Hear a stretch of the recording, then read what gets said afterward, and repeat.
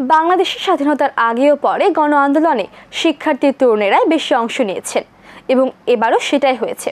বৈষম্য বিরোধী কোটা সংস্কার আন্দোলনে আহত ও নিহত হয় অনেক শিশু শিক্ষার্থী। আন্দোলনকারী ছাড়াও অনেক শিশুরাও রেহাই পায়নি পুলিশের বুলেটের হাত থেকে।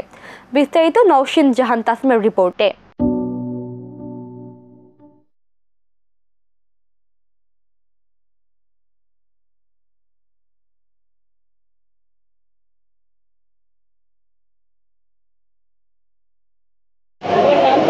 আফসার, আমি ক্লাস 4 পড়ি, আমার বয়স 12।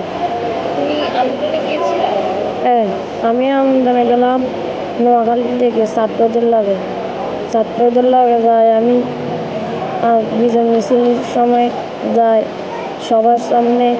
আমি সবার সামনে ছিলাম, সবার সামনে আমি 7 দিন গেলাম, টানা 7 দিন।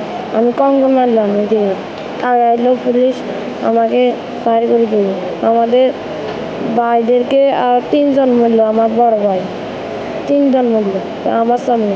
বিজয় মিছিলে পুলিশের গুলি এসে লাগে তার বাম হাতে। কয়েকটি অপারেশন হলেও তার হাত ঠিক হবে কিনা তার নিশ্চয়তা এখনো মিলেনি। 5ই আগস্ট মিরপুরে বিজয় মিছিলে যোগদান করে 8ম শ্রেণীতে পড়ুয়া তামিম। পুলিশের ছোড়াগুলি গিয়ে তার পায়ে লাগায়, পায়ের মাংস পচতে শুরু করে। এক সময় কেটে ফেলতে হয় তার একটি পা। 5 তারিখে ওদিন আর কি আমরা মিছিলে বের হওয়ার পর আমরা 2 নম্বরে থাকি।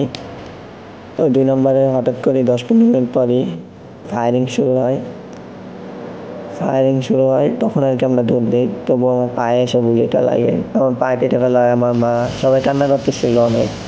তখন আমি নিজেই সান্ত্বনা দিয়েছি আমার মাকে, যে দিয়েছে দেশের জন্য, এটা দেশের একটা জিনিস, আমার অঙ্গদান দেশের জন্য দিয়েছি। তবুও তখন আমি কান্না করতাম। একটা মানুষের হাত কাটলে যতটা কষ্ট, আর আমার পা কেটে ফেলছিল, অনেক পরিমাণে ব্যথা ছিল, কান্না করতাম প্রচুর। এখন আল্লাহর নাম নিয়ে আমি অনেকটাই সুস্থ।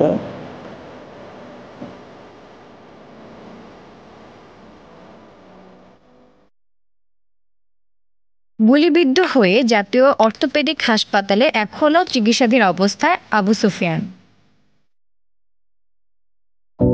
আন্দোলনে পুলিশের ছোড়াগুলিতে গুলিবিদ্ধ হয় তার পা।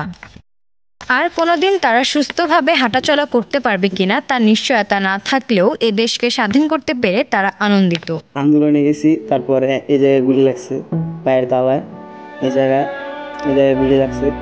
তারপর প্লাস্টিক সার্জারি করছে, তারপর পায়ের স্কিন নিয়ে, পায়ের মাংস নিয়ে পাতায় লাগাইছে, আবার ডান পায়ের চামড়া নিয়ে আবার বাম পায়ে লাগাইছে, ভিতরে আবার প্লাস্টিকের আড্ডি লাগাইছে। ডাক্তার বলছে পা ঠিক হইব। রড বাগানোর পর 5-6 মাস লাগবো, সময় লাগবো আর কি, সময় লাগবো। আন্দোলনে কি দেশের জন্য কাজ করতে পারে, সেই জন্য যে নিজে আঘাত পেয়ে সেই কি দুঃখ রয়ে গেছে? কোনো দুঃখ নেই, দেশের জন্য করতে পারছি, দুঃখ কি কোনো দুঃখ নেই।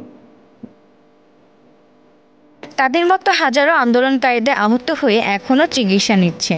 তাদের সঠিক চিকিৎসা সুনিশ্চিত করতে নতুন দেশের সরকার এবং দেশবাসীকে সমানভাবে এগিয়ে আসতে হবে, যাতে তারা বাঁচতে পারে স্বাধীন দেশে। জুলাই ও আগস্ট মাসে কোটা সংস্কার আন্দোলনে, বৈষম্য বিরোধী ছাত্র আন্দোলন ও সরকার পতনের আন্দোলন ঘিরে সারা দেশের সংঘাত সহিংসতায় 18,000-এর বেশি মানুষ আহত হয়ে এখনও হাসপাতালে চিকিৎসাধীন অবস্থায় রয়েছে। যারা এদেশে প্রাণ বাজি রাখতে দ্বিধাবোধ করেনি, তাদের চিকিৎসা সুনিশ্চিত করতে হবে, যাতে তারা স্বাধীন দেশে বাঁচতে পারে। নওশিন জাহান তাসমিয়া, আমরা করব জয়, ATN বাংলা, ঢাকা।